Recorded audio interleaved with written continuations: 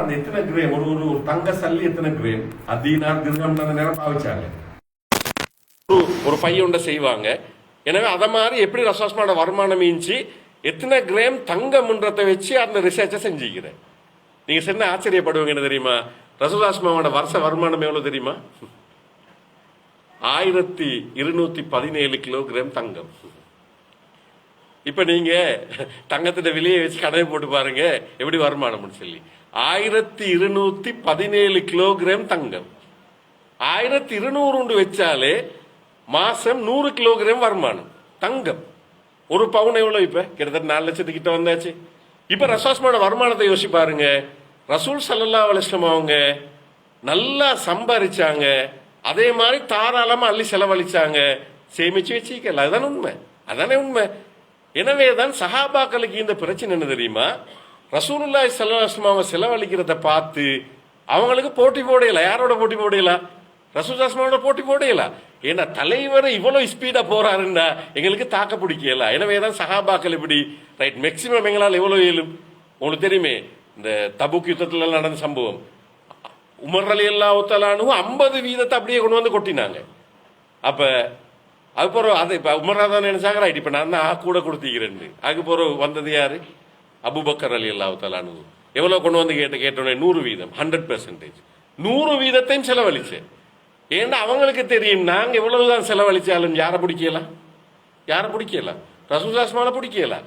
எனவேதான் நான் ஏன் அந்த பிக்சரை தந்தேன்டா, ரசூல் ஸல்லல்லாஹு அலைஹி வஸல்லம் அவங்க யாருன்ற சரியான பிக்சர் ஒன்று இருந்தா தான் எங்களோட மார்க்கத்திட பொறுமதி எங்களுக்கு விளங்கும்.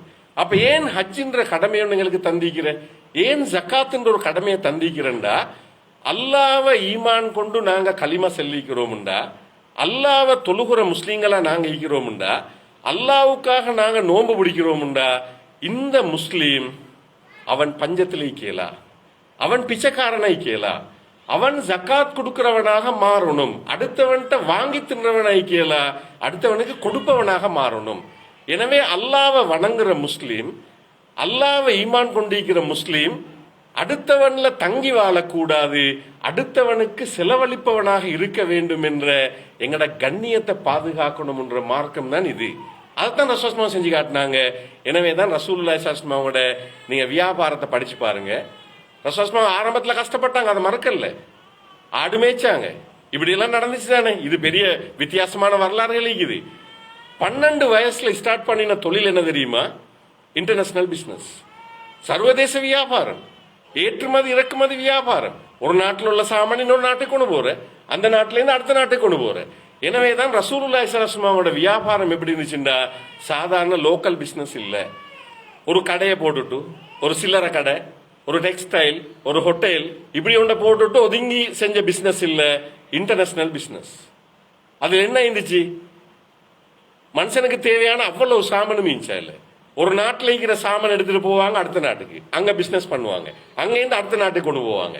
இப்படி வருஷத்துல அந்த குர்ஆன் செல்லும் ஈலாஃபி குரைஷின் ஈலாஃபிஹிம் ரஹ்லத ஷிதாஇ வஸ்ஸைஃப், கோடைகால மாரிகால வியாபாரத்தை அல்லாஹ் தஆலா குறைஷிகளுக்கு இன்ட்ரெஸ்டாக மாத்தினான். எனவேதான் கோடைகால மாரிகால வியாபாரம் என்ற நேரம் 6 மாசத்துக்கு ஒருக்கா பெரிய ட்ரிப் ஒன்று அடிப்பாங்க. யமன் பகுதி, சிரியா பகுதி, அப்ப நாங்க ஷாம் பிரதேசம் சொல்லுவோம், பல நாடுகள் இருக்கிற. இப்படி பெரிய பல நாடுகளை சுற்றி ஒரு ட்ரிப் ஒன்று அடிப்பாங்க. இதுதான் இன்டர்நேஷனல் பிசினஸ். எல்லா பொருட்களையும் எடுத்துக்கொண்டு உலகத்துல பெரிய ஒரு ரவுண்ட் ஒன்று அடிச்சு பெரிய வியாபார லாபத்தோட நாட்டுக்கு வருவாங்க திரும்பி. இந்த வியாபாரம் தான் குறைஷிகளோட வியாபாரம் ஆயிடுச்சு. ரசூல் ஸல்லல்லாஹு அலைஹி செஞ்ச வியாபாரம் அது, சஹாபாக்கள் செஞ்ச வியாபாரம் அது. எனவேதான் இப்ப யோசி பாருங்க, சஹாபாக்கள்ல அபூபக்கர் ரலியல்லாஹு தஆலா அன்ஹு மிகப்பெரிய பணக்காரரா இல்லையா? இன்டர்நேஷனல் பிசினஸ், ஏற்றுமதி இறக்குமதி வியாபாரம். உஸ்மான் ரலியல்லாஹு தஆலா அன்ஹு மிகப்பெரிய பணக்காரர், ஏற்றுமதி இறக்குமதி வியாபாரம், இன்டர்நேஷனல் பிசினஸ். அது எல்லாத்தையும் ஒரு பக்கத்துல வைங்களே. ரசூல் ஸல்லல்லாஹு அலைஹி முதலாவது மனைவி யாரு? ஹதீஜா ரலியல்லாஹு தஆலா அன்ஹா. யார் அவர்? யாரு? ஒரு மிகப்பெரிய வியாபாரி. என்ன பிசினஸ் செஞ்சா? என்ன பிசினஸ்? பிசினஸ் தானே. ஹதீஜா ரலியல்லாஹு தஆலா அன்ஹா பிசினஸ் இன்டர்நேஷனல் பிசினஸ், ஏற்றுமதி இறக்குமதி வியாபாரம். எனவேதான் ரசூலுல்லாஹி ஸல்லல்லாஹு அலைஹி வஸல்லம் கூட ஹதீஜா ரலியல்லாஹு தஆலா பிசினஸ்ல பல நாடுகளுக்கு போயிட்டிருக்கிறா இல்லையா? அந்த வரலாறை படிச்சு பாருங்க. அப்ப என்னண்டா, ஒரு பெண், ஒரு முஸ்லீம் பெண், அதுல எங்கட உம்மாட அந்தஸ்துல வச்சு பாக்குற ஒரு உம்மா, அப்படித்தானே ஹதீஜா ரலியல்லாஹு தஆலா அன்ஹா, அவ சர்வதேச வியாபாரம் செஞ்சிருக்கிறா, இன்டர்நேஷனல் பிசினஸ், ஏற்றுமதி இறக்குமதி வியாபாரம் செஞ்சிருக்கிறா. எனவேதான் இஸ்லாத்துக்காக அவட செல்வத்தை செலவழிச்சிருக்கிறா. இப்படியான ஆண்களும் பெண்களையும் உருவாக்கிய மார்க்கம் தான் இந்த மார்க்கம். அப்ப என்ன சொல்ல வருகுதுண்டா, களிம சென்ன முஸ்லீம், தொழுகுற முஸ்லீம், நோன்பு பிடிக்கிற முஸ்லீம், அவன் பிச்சைக்காரன் ஆகிக்கிறதுக்கு இஸ்லாம் அனுமதிக்கல, அவன் பஞ்சத்துல வாழ்றதுக்கு அவன் இஸ்லாம் அனுமதிக்கல. எனவே அல்லாஹ் வணங்குற முஸ்லீம் கண்ணியம் வைக்கணும். எனவே அவன் அடுத்தவனுக்கு செலவழிக்கிறவனா மாறணும். எனவே ஹலாலான வழிமுறையில அவன் ஹலாலா சம்பரிச்சு ஹலாலா செலவழிக்கிற அந்த பழக்கத்தை கொண்டு வரணும்ன்றதுக்காகத்தான் இலக்கு தரப்பட்ட 2 கடமை. எனவேதான் வாழ்க்கை, நான் மௌத்தாகிறதுக்கு முந்தைய, எப்ப மௌத்தான்னு தெரியா, எனவேதான் மிக அவசரமாக நான் இந்த 5 கடமையை முடிக்கணும்டா, எனக்கு இலக்கு இருக்குது, நான் அவசரமா ஹஜ்ஜின்ற கடமையை முடிக்கணும், ஜகாத் கொடுப்பவனாக மாறணும்டா, நான் அதிகமா சம்பாதிக்க வேண்டிய தேவை இருக்குது. எனவே இந்த டார்கெட்டோட தான் இஸ்லாம் எங்களுக்கு இந்த 5 கடமையை தந்திக்குது. எனவே இப்ப உங்களுக்கு விளங்குமா பெண்ணண்டா, இப்ப இந்த விஷயத்தை வச்சு பார்க்கிற நேரம் எல்லா முஸ்லிம்களுக்கும் இது கடமையா இல்லையா? ஃபர்லைன், ஃபர்லு கிஃபாயான்ற சப்ஜெக்டை படிச்சு பார்த்தாங்கன்னா அது வேற. ஃபர்லு கிஃபாயா என்ன? ஃபர்லு கிஃபாயான்றது எல்லாருக்கும் கடமை, ஆனா குறிப்பிட்ட போதுமான அளவு மனிதர்கள் செஞ்சா எல்லாரோட பாவம் இல்லாம. ஆனா ஹஜ்ஜையும் ஜக்காத்தையும் தொழுகையும் நோம்பையும் இஸ்லாம் அப்படி பேசலையே. தனிப்பட்ட முறையில ஒவ்வொருத்தருக்கும் கடமை, ஆனா உடனே கடமையாகிறது யாருக்கு? இப்ப செல்வமிக்குதா, வசதிக்குதா, ஓகே. வசதி இல்லாட்டி அவன் அந்த வசதியை கொண்டு வரணும், அதுக்காக உழைக்கணும். அப்ப முதலாவது நியத்து வைக்கணும், அதுக்காக துவா செய்யணும். அந்த கடமையை செய்யறதுக்காக ஹலாலாக உழைப்பது அவன் கடமை. ரைட், இதெல்லாம் செஞ்சு ஒருத்தருக்கு அச்சே கிடைக்கலன்னு வைங்களே, ஜக்காத் கொடுவை கிடைக்கலன்னு வைங்களே, அல்லாட்ட மன்னிப்பிக்குமா இல்லையா? மன்னிப்பிக்கும். ஆனா ஒன்றுமே செய்யல, அவர் இது ட்ரை பண்ணல, துவா கேட்கவும் இல்லை, நியத்தே இல்லை, எனக்கு வசதி இல்லை, எனக்கு வசதி இல்லை, எனக்கு வசதி இல்லைன்னு சும்மா மௌத்தா போனார். அல்லாட்ட தப்பில்லுமா? தப்புறதுக்கு சான்ஸ் இல்லை. காரணம் என்னண்டா, அல்லாஹ் தாலா எல்லாருக்கும் மாதிரி தான் எங்களையும் படைச்சிக்கிறான், எல்லாருக்கும் மாதிரி இந்த பூமியை தந்திக்கிறான், எல்லாருக்கும் மாதிரி தான் ட்ரை பண்ணுங்கன்னு சொல்லிக்கிறான். எனவே எங்கட முயற்சி, எங்கட ட்ரைன்றது ஆக முக்கியம். எனவே இந்த பின்னணியை ஏன் நான் ஞாபகப்படுத்தினேன்டா, இப்ப சொல்லுங்க, ஒரு முஸ்லீம் அவன் கண்ணியமா வாழணும், அவன் கௌரவமா வாழணும். எனவே அந்த கௌரவத்தையும் கண்ணியத்தையும் ஏற்படுத்துறதுக்கு அல்லாஹ் தஆலா தந்திக்கிற கடமைகள் தான் இந்த 5 கடமை. எனவே இந்த 5 கடமையின் மூலம் அல்லாஹ் தஆலா எங்களை கண்ணியப்படுத்துறான். தலை நிமிர்ந்து வாழ வேண்டியவர்களை எங்களை அல்லாஹ் தஆலா அதுக்கான வழிகாட்டலை காட்டிக்கிறான். எனவே அதுக்கான முக்கியமான விஷயம்தான் இந்த 5 கடமைகளும். எனவே இந்த 5 கடமைகளையும் செய்கின்ற நீயத்து ஆக முக்கியமான ஒரு விஷயம், அதுக்கான துவா மிக முக்கியமான விஷயம், அதுக்கான முயற்சி. எனவே இது பொதுவா எல்லாருக்கும் பேசப்பட வேண்டிய விஷயம் என்றதால நான் ஒரு சின்ன அறிமுகமாக செஞ்சேன். இப்ப நீங்க எல்லாம் அந்த நீயத்தை வச்சு வந்திக்கிறீங்க, எனவே நீங்க செய்ய போறீங்க. எனவே அல்லாஹ் தஆலா நிச்சயமா உங்களை கபூல் செய்வான். ரைட், இதுல நான் சில விஷயங்களை ஞாபகப்படுத்துறேன். என்னண்டா, இன்னைக்கு நீங்க ஹஜ்ஜை சரியா படிச்சங்கண்டா ஒரு கிழமையில முடிகிற சப்ஜெக்ட் தான், 8 நாள்ல முடிஞ்சாச்சு எல்லாம். எனவேதான் போறங்க, ரைட், அங்கால அரஃபால தரிக்கிறங்க, திரும்ப முஸ்தலிஃபாக்கு வாரங்க, மீனாக்கு போறங்க, கல் எறிகிறங்க, கடைசிக்கு எல்லாத்தையும் முடிச்சு வந்தா அச்சு முடிஞ்சாச்சு. 7-8 நாள்ல அச்சு முடிஞ்சிடும். ஆனா அந்த 7-8 நாள்ல முடிக்கிறன்றதுக்காகத்தான் நான் போறேன்னா, இந்த ஹஜ்ஜிட பின்னணி, நான் போறதுட நோக்கம், என்னைட்ட வர வேண்டிய மாற்றம், இதெல்லாம் விளங்கிட்டு போறதுக்காகத்தான் நாங்க இன்னைக்கு உங்களுக்கு இந்த வழிகாட்டுல தாரோம். ஏண்டா அந்த தெளிவோட போனாதான் நான் என்ன கடமையை சரியா செய்யலுமே. அதுக்காகத்தான் இவ்வளவு இந்த விஷயத்தை நாங்க விளங்கப்படுத்துறோம். ரைட், இதுல ஆக முக்கியமா பாருங்க, சூரத் ஆல இம்ரான்ல 97வது வசனம் என்ன சொல்லுன்னு பாருங்க. சூரத் ஆல இம்ரான் 97வது வசனம், வலில்லாஹி ஹஜ்ஜுல் பைத்தி வலில்லாஹி அலன்னாசி ஹஜ்ஜுல் பைத்தி மன் இஸ்ததா இலைஹி சபீலா வமன் கஃபர ஃபஇன்னல்லாஹ கனியுன் அனில் ஆலமீன். வலில்லாஹி அலன்னாசி சொல்லி அல்லாஹ்வுக்காக மனிதர்கள் மீது கடமை வைக்கிறது ஹஜ் செய்கிறது, மனிஸ்ததா இலைஹி சபீலா, அதுக்கு வசதி உள்ளாக்கள், சரியா யாருக்கு வசதி இருக்குதோ அவர் ஹஜ் செய்யறது கடமைன்னு சொல்லிட்டு பின்னால வார வசனத்தை பாருங்க. இது ஒரு பயங்கரமான வசனம். இப்ப இந்த பாயிண்ட் எங்களுக்கு ஆக முக்கியம். ஏன்னா நிறைய நீங்க ஹதீஸ்கள் கேள்விப்பட்டிருப்பாங்க, யாரு வசதி இந்த ஹஜ் செய்யலையோ அவன் யஹூதியா நஸ்ரானியா மரணிக்கட்டும் எல்லாம் அந்த ஹதீஸ்ல கேள்விப்பட்டிருப்பாங்க. நான் இப்ப பேசுறது அதை விட பாரதூரமான ஒரு வசனத்தை இங்க குர்ஆன் பாவிச்சு. இது என்ன வசனம்? இங்க பாருங்க, அல்லாவுக்காக ஹஜ் செய்யறது கடமைன்னு சொல்லிட்டு யாருக்கு வசதி வசதின்ற இந்த இடத்துல சொல்லுவாங்க. சல்லி மட்டும் இல்ல, ஒரு ஆளுக்கு போறதுக்கான வசதிகள் கிடைச்சிச்சு. ரைட், சவுதியில தான் ஒருத்தர் வேலை செய்யறார். அயின பக்கத்துல அவருக்கு செய்யறதுக்கான சான்ஸ் கிடைச்சுன்னா அவருக்கு கடமை, அங்கனையும் கடமை. ரைட், இன்னொருத்தர் நான் உன்னை ஹஜ்ஜிக்கு அனுப்புறேன் போயிட்டு வான்னு சொன்னா அதுவும் அன்னைக்கு அவருக்கு வசதி கிடைச்சிக்குது. இதெல்லாம் வச்சுதான் வசதியை பார்ப்போம். இப்ப இதை சொல்லிட்டு யாருக்கு வசதி கிடைச்சோ அவருக்கு கடமை, அவர் அல்லாவுக்கு அந்த ஹஜ்ஜை செய்யணும்னு சொல்லிட்டு பாருங்க, அடுத்து அந்த தொடர பாருங்க. வமன் கஃபர, இந்த சொல் தான் டேஞ்சரான சொல். யாரு காஃபிராக இருக்கின்றாரோ பாருங்க, இப்ப ஐனுக்கு செல்ல தேவையில்லை அப்படி ஒரு சொல்ல. யாரு காஃபிராக, வமன் கஃபர, யாரு குஃபுர் காஃபிராக மாறினார், ஃபஇன்னல்லாஹ் கனியுன் அனில் ஆலமீன், உலகத்தில் உள்ளவர்கள விடயத்தில் அல்லாஹ் தாலாக்கு எந்த தேவையும் இல்லை, அல்லாஹ்க்கு எல்லா வசதியும் இருக்குது. நீங்க ஹஜ் செய்யறதால அல்லாஹ் கொண்டும் கிடைக்க போறதும் இல்லை. ஆனா சந்தர்ப்பமீந்து வசதிந்து யாரு ஹஜ் செய்யலையோ அவன் காஃபிருக்கு சமனானவன்றத இந்த வசனம் தெளிவா பேசுது. எனவே கஃபர குஃப்ருன்ற சொல்லே பாவிச்சிக்குது. யாருக்கு வசதி வாய்ப்பு இருந்து சந்தர்ப்பம் அமைஞ்சு அவன் ஹஜ் செய்யலையோ அவன் காஃபிருக்கு சமனானவன். ஏண்டா அல்லாவுக்கு எந்த தேவையும் இல்லை, ஹஜ் செய்யறதால அல்லாஹ் ஒன்றும் கிடைக்க போறதும் இல்லை. ஆனா ஈமான உறுதிப்படுத்துறதுல அந்த ஹஜ்ஜின்றது ஆக முக்கியமான ஒரு விஷயம். எனவேதான் இதை வச்சுதான் இந்த ஹஜ் கடமையை நிறைவேற்றுங்கன்னு சொல்லி மிக தெளிவா சூரத்து ஆல இம்ரான்ல 97வது வசனம் அழகா விளங்கப்படுத்துது. எனவேதான் குஃபுருக்கும் ஈமானுக்கும், உங்களுக்கு தெரியும் தொழுக ஒரு மூமீன ஒரு குஃபுருக்கும் ஈமானுக்கும் இடையில என்னண்டா தொழுகையை விடுறன்னு சொல்லி வரும். அத மாதிரி வசதி இருந்து ஒருவர் ஹஜ் செய்யலன்னு வைங்களே, ஹஜ்ஜின்றத யோசிக்கவும் இல்லைன்னு வைங்களே, இங்க கூட அவர் அப்படியே அது குஃப்ரு கொண்டு போறன்ற ஒரு பயங்கரமான இடத்தை தான் இந்த வசனமும் எங்களுக்கு சொல்லி காட்டுது. ரைட், இது முதலாவது விளங்க வேண்டிய ஒரு முக்கியமான ஒரு விஷயம். ரைட், அடுத்த விஷயம் என்னண்டா, இங்க பாருங்க, நான் ஏற்கனவே சொன்ன மாதிரி ஃபர்ல் ஐன் என்ற சப்ஜெக்டை விளங்கப்படுத்தினேன். இப்ப இன்னொரு முக்கியமான பகுதிக்கு வாரேன். ரைட், நாங்க எல்லாரும் தெரிஞ்ச ஹதீஸ் தான் இப்படி படிச்சுப்போம் உண்டு. புனியல் இஸ்லாமு அலா ஹம்சின், இஸ்லாம் என்ற கட்டிடம் 5 தூண்களின் மீது கட்டப்பட்டிருக்கின்றது. அப்படித்தானே? ரைட், இப்ப இந்த பில்டிங்கை பாருங்க, உங்களுக்கு எத்தனை தூண் விளங்குது? சரி, 5 தூணே விளங்குது. என்ன 5 தூண் தான் விளங்குறதுக்கு கேக்குது. 3 தூணுங்கால 2 தூணிக்குத மறைஞ்சிக்குது வேற தூணுகள். நான் விளங்குற தூணை மட்டும் பார்ப்போமே, 5 தூண்ல இருக்குது இந்த பில்டிங். இப்ப புனியல் இஸ்லாமு அலா ஹம்சின், இஸ்லாம் என்ற கட்டிடம் 5 தூண்களின் மீது கட்டப்பட்டிருக்கின்றது. எனவேதான் செல்லுங்களை இப்ப இந்த 5 தூணும், ரைட், இங்க அழைக்கிற 3 தூணையும் நாங்க எடுப்போம். கலிமா, தொழுக, நோம்பு எடுப்போமே. கலிமா, தொழுக, நோம்பு.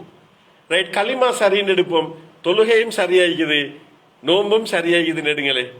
ரைட், இந்த ஜகாத்தும் ஹஜ்ஜும் என்ற தூண், ஜகாத் ஹஜ்ஜின்ற தூண் பலவீனமாய்க்குதுன்னு வைங்களே, அதுல ஒழுங்கு ஒத்தருமே ஒன்றையும் செய்யறாங்கன்னு வைங்களே. இப்ப இந்த தூண் எப்படி இருக்கும்? இந்த தூண் 3ம் சரி சமனாகிதுன்னு எடுப்போம். இதுல பலவீனம் இருக்குது, ஜக்காத் ஒழுங்க நிறைவேற்றப்படுது இல்ல, ஹஜ்ஜின்ற கடம் ஒழுங்க நிறைவேற்றப்படலைன்னா இந்த தூண் கொஞ்சம் அந்த சேப் ஒழுங்கு இல்லாம இருக்கும், இல்லாட்டி கட்டை ஆயிக்கும், இல்லாட்டி கொல்லுட்டு இல்லாம இருக்கும்டா இந்த பில்டிங் அழகாய்க்குமா? இந்த பில்டிங் அழகாய்க்குமா? உருப்படி ஆயிக்குமா? நல்ல ஸ்ட்ராங் ஆயிக்குமாண்டா ஈக்காது தானே. எனவேதான் இஸ்லாம் என்ற கட்டிடத்தை, இஸ்லாம் என்ற எங்கட அந்த கட்டிடத்தை அதை பாதுகாக்கின்ற, அதை பலப்படுத்துகின்ற மனிதர்களாக யார் இருக்கிறாங்கண்டா இந்த 5 கடமையும் செய்கிற மனிதர்கள். எனவேதான் எப்படி களிமா சொல்லிக்கிறோம், எப்படி தொழுகிறோம், எப்படி நோம்பு பிடிக்கிறோம், அதே மாதிரி ஜக்காத் கடமையை நிறைவேற்றத சரியா செய்யற நேரம் தான் அந்த தூணும் சரியாய்க்கும். ஹஜ்ஜின்ற கடமையை சரியா செய்யற அந்த மனிதர்கள் இருக்கிற நேரம் தான் அந்த தூணும் சரியாகும். அப்பதான் இஸ்லாம் என்ற பில்டிங் ஸ்ட்ராங் ஆயிக்கும். இல்லாட்டி இஸ்லாம் என்ற பில்டிங் பலவீனம் ஆயிக்கிறதுக்கு நானும் நீங்களும் காரணமாய்ப்போம். எனவே இங்கனைக்குள்ள சந்தோஷமான விஷயம் என்ன தெரியுமா? இப்ப நீங்க எல்லாம் யாரப்ப, நீங்க எல்லாம் யாரு? இஸ்லாம் என்ற பில்டிங் ஒரு தூணை என்ன செய்ய வந்திருக்கிறேங்க? என்ன செய்ய வந்திருக்கிறேங்க? ஸ்ட்ராங் ஆக்குறதுக்கு வந்திருக்கிறேங்க. ரைட், நாங்க ஹஜ்ஜின்ற கடமையை செய்யறோம். எனவே நான் இஸ்லாத்துல ஒரு தூணை எனவே அந்த தூணை பலப்படுத்துற ஒரு மனுஷனா நான் இருக்கிறேன். அந்த சந்தர்ப்பத்தை அல்லாஹ் தாலா எனக்கு தந்திக்கிறான். எனவே இஸ்லாத்திட கட்டிடத்துல ஒரு தூணை உறுதிப்படுத்துகின்ற வாய்ப்பு அல்லாஹ் தாலா எனக்கு தந்திக்கிறான்ற அந்த மனிதர்களாகத்தான் அல்லாஹ் தாலா உங்களை இந்த இடத்துல தெரிவு செஞ்சிருக்கிறான். எனவே உண்மையிலே அது கிடைச்சிக்கிற பெரிய ஒரு சான்ஸ், பெரிய ஒரு சந்தர்ப்பம்.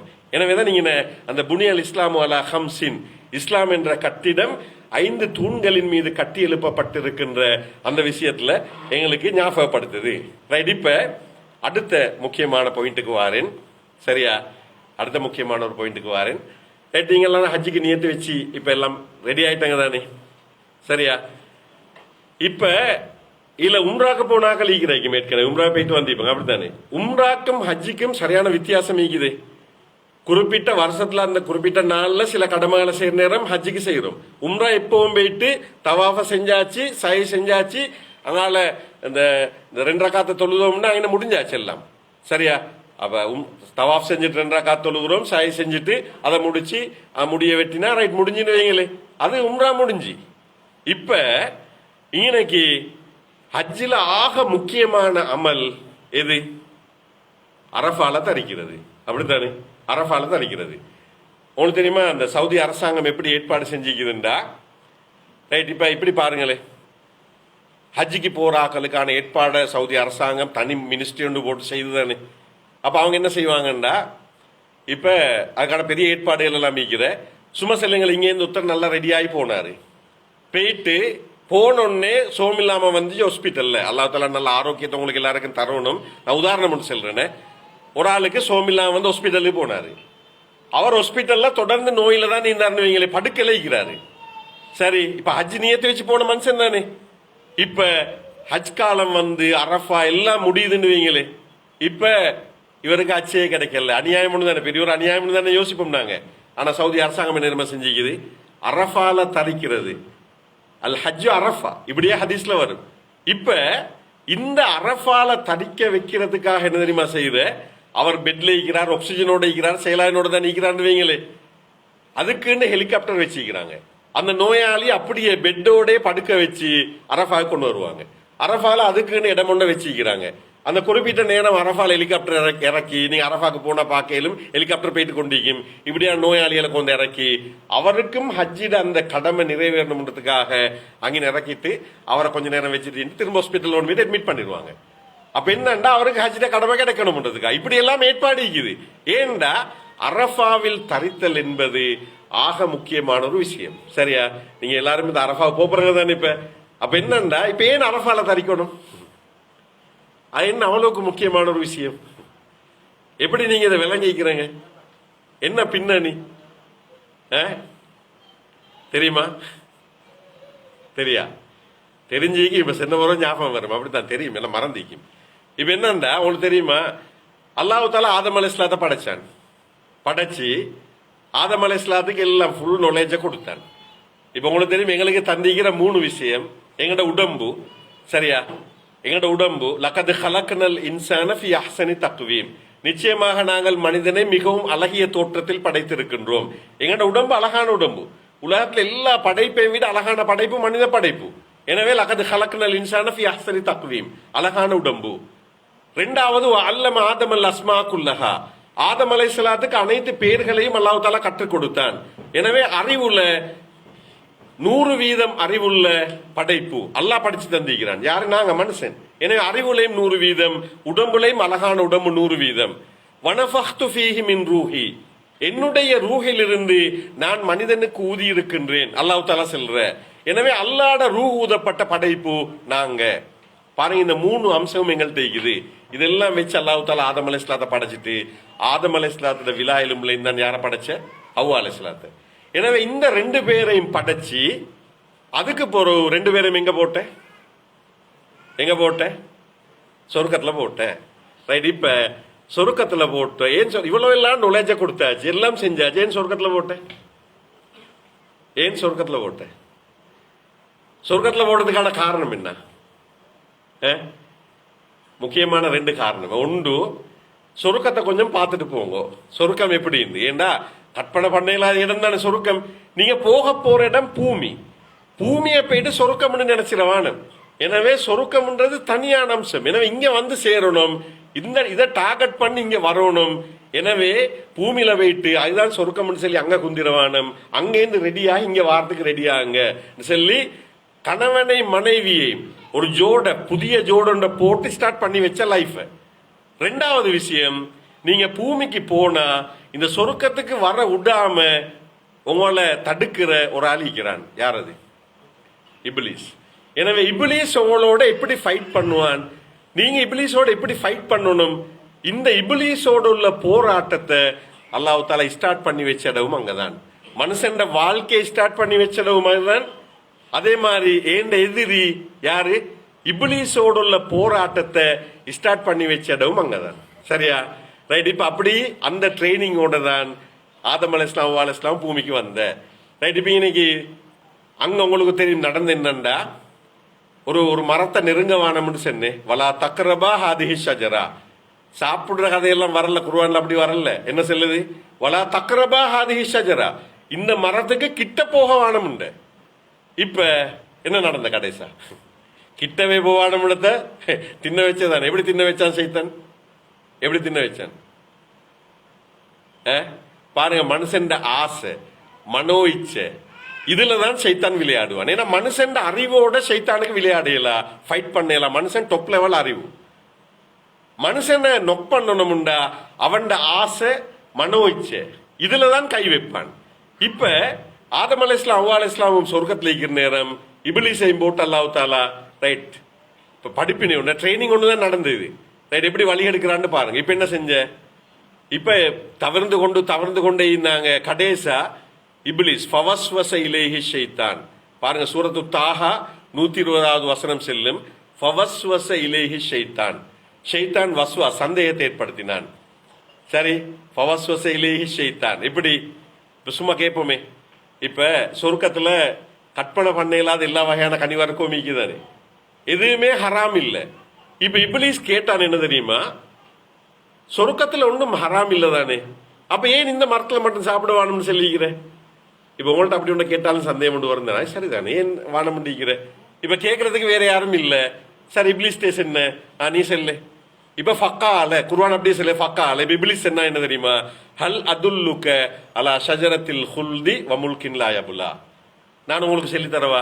ஃபக்கால நான் உங்களுக்கு சொல்றேனே. அவன் சொன்னான் ஹல் அதுல்லுக, உங்களுக்கு நான் காட்டித்தாரேன் ரெண்டு விஷயம்.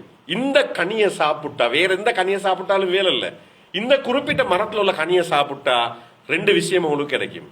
ஒன்று, நீங்க மவுத்தாகிறல்ல, ஷஜரத்துல் ஹுல்த், மவுத் இல்லை உங்களுக்கு. ரெண்டாவது வமுல்கின் லா யபுலா, அழிவில்லாத அதிகாரம். நீங்க தான் எப்பவும் தலைவர் வைப்பங்க. இப்ப சொல்லுங்களேன், அப்படி ஒரு மரம் ஒன்று பக்கத்துல இருக்கிறேன்னா என்ன நடக்கும்? கனியை மட்டுமா நாங்க சாப்பிடுவோம்? மரத்தை அப்படி வேரோட பிடுங்கி சாப்பிட்டுருவோம். அப்படித்தானே? இதானே மனுஷன் இயல்பாடை. மவுத்தும் இல்ல, நான் தான் எப்பவும் லீடர்ண்டா, எவன் தான் விட்டு வைப்பான் அந்த மரத்தை. இப்பதான் அடி இப்படியான ஒரு மரம் ஆயுதுன்னு சொல்லி சாப்பிட்ட. இப்ப அல்லாஹ் தஆலா கொடுத்த படிப்பின் என்ன தெரியுமா? உலகத்துல போயிட்டு சரி கவனமாயிருங்க. எப்படி வாரான்னு தெரியானே, உங்களோட மனோ இச்சை, உங்களோட ஆசை, இதுதான் அவன் வழி எடுக்கிற இடம். ஏன்னா உலகத்துல இப்படித்தான் உங்களை நாசமாக போறான். எனவே இவனோட ஃபைட் பண்றதுக்கு ரெடி ஆயிருங்கன்னு சொல்லி அப்படியே இப்ப ரைட் உங்களோட ட்ரைனிங் முடிஞ்சுன்னு சொல்லி பூமிக்கு அனுப்பினேன். இப்ப சிலர் செல்வாங்க வித்தியாசமான விளக்கம் ஒன்று செல்வாங்க, என்னன்னா அப்படியே சொர்க்கத்துலேயும் தூக்கி வீசி விட்டேன்னு சொல்லி. அவர் கனியை சாப்பிட்ட தூக்கி வீசி விட்டா வந்து உளுந்திருந்தா என்ன நடந்திக்கும்? சரி தலைதான் வந்து உளுந்திருந்தா ரெண்டு பேரும் மவுத்தே.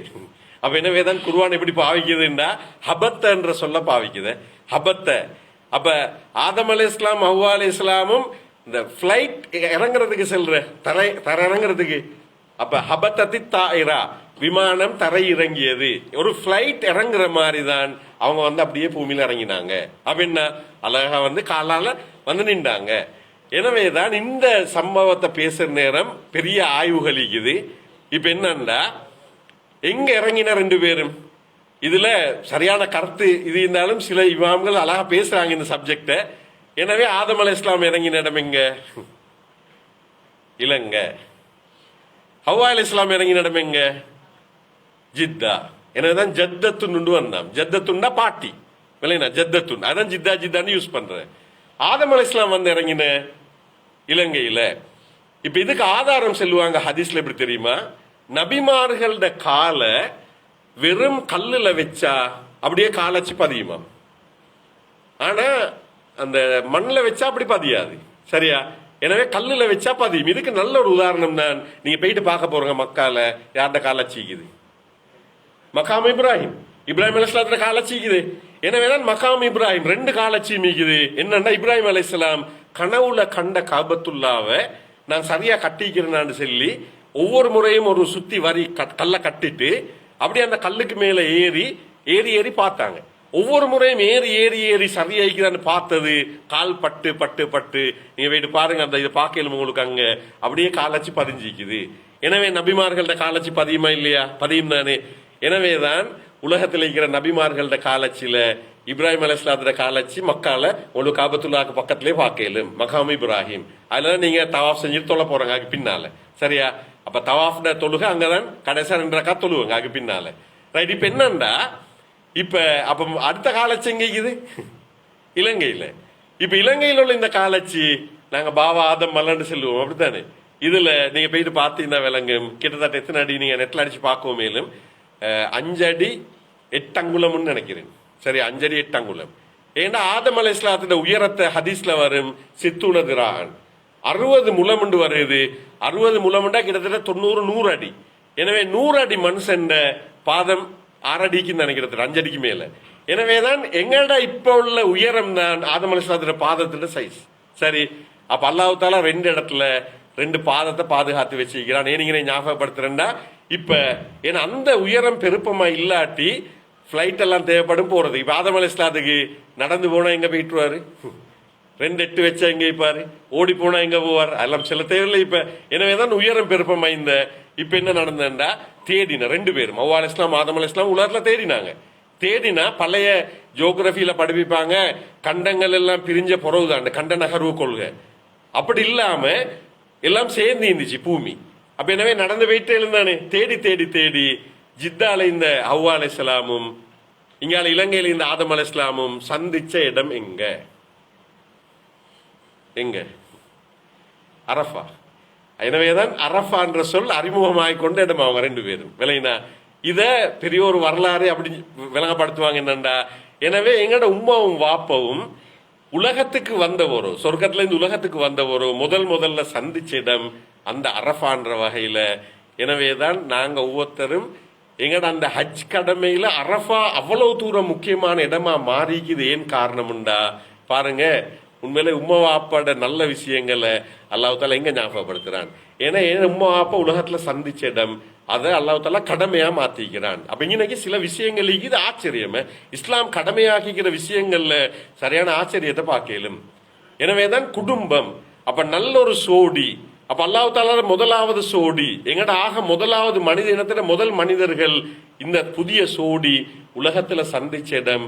அங்கேருந்து வாழ்க்கை ஸ்டார்ட் ஆகுதுண்டா, அந்த இது அல்லாஹ் தாலா கடமையா மாத்தி எல்லாரும் அந்த இடத்துக்கு போகணும்ன்றத கடமையா மாத்திக்கிறான். ரைட். அதே மாதிரி நீங்க பாருங்க, நாங்க தொங்கோட்டம் ஓட்டுறோம் தானே, தவாஃப் செஞ்சுட்டு தொங்கோட்டம் ஓட்டுறோம் தானே சஃபா மர்வா கிடையில. யாரோடி நோட்டம்? யாரோடி நோட்டம்? ஆஜரானா ஏ ஓடின ஹஜ் செய்யறதுக்கா உம்ரா செய்யறதுக்கா? நல்லா யோசிச்சு பாருங்க. ஹஜ் செய்யறதுக்கு ஓடினா உம்ரா செய்யறதுக்கு ஓடினா எதுக்காக ஓடின? தண்ணி தேடி. யாருக்கு தண்ணி தேடி? புள்ளைக்கு பசி, புள்ள அழுகுது, புள்ளட இறக்கம். ஏன்னா அவக்கும் சாப்பாடு இல்ல, ஒன்றும் இல்லை, எல்லாம் முடிஞ்சு. இப்ப புள்ளைய பார்க்கணும். புள்ளட இறக்கத்துல யாராவது விளங்குதா? ஓடி போயிட்டு பார்த்தா இங்கால ஓடினா ஒரு பெண் அந்த பாலைவனத்துல நீங்க அந்த அங்க போயிட்டு வராங்க. இப்ப அழகா ஏசி பண்ணி வச்சுக்குது. அந்த நேரம் நீங்க கற்பனை பண்ணி பாருங்க, கல்லுக்கு மேல ஓடி ஓடி பார்த்தா யாராவது விளங்குறதுக்கு இல்லையா? யாராவது தெரிய மாட்டாங்களா? தண்ணியாவது கிடைக்காதா? எவ்வளவு நேரம் ஓடையிலும் ஒரு தாய்க்கு ஏலாது. ஏலாம டயர்ட் ஆயின கட்டம் தான் அந்த கட்டம். கடைசி ஜம்சம் தண்ணி அல்லா தாலா கொடுத்தான் தானே. இப்ப நான் கேட்கிறேன் என்னண்டா, இப்ப செல்லுங்க இந்த இடத்துல இத கட்டாயம் உம்ராக்கு போறாலும் செய்யணும், ஹஜ்ஜிக்கு போறாலும் செய்யணும்டா. கடமையா மாத்திக்கு செலவழிச்சு அங்க போயிட்டு ஓடி நோட்டத்தோடு உண்டா அதை இபாதத்தா மாத்திக்குதுண்டா. தாய்ப்பாசம் அப்படித்தானே? தாய்ப்பாசம் இபாதத்தா மாறிக்குது. எனவே தாய் தந்த குழந்தை மீதுள்ள பாசத்தினால அந்த பிள்ளைக்கு தண்ணி தேடி ஓடி நோட்டம் தான் இப்ப இபாதத்தா மாறி. இப்ப ஒருத்தர் சொன்னாண்டா, அந்த பொம்புல ஓடி நோட்டத்தை நான் ஓடணுமா? ஓட மாட்டேன்டா. அவர் ஹஜ் கூடுமா, அவர் உம்ரா கூடுமா? இதுதான் இஸ்லாம். எனவே முதல் எங்கட உம்மா வாப்பா சந்திச்ச இடம். அப்ப நான் என் உம்மா வாப்பா உலகத்துக்கு வந்து முதல் சந்திப்பு அங்கேதான் என் மனித வரலாறு ஸ்டார்ட் ஆகி நான் ஒரு மனுஷனை வந்திக்கிறேன்டா, அந்த இடத்துக்கு நான் போறேன்.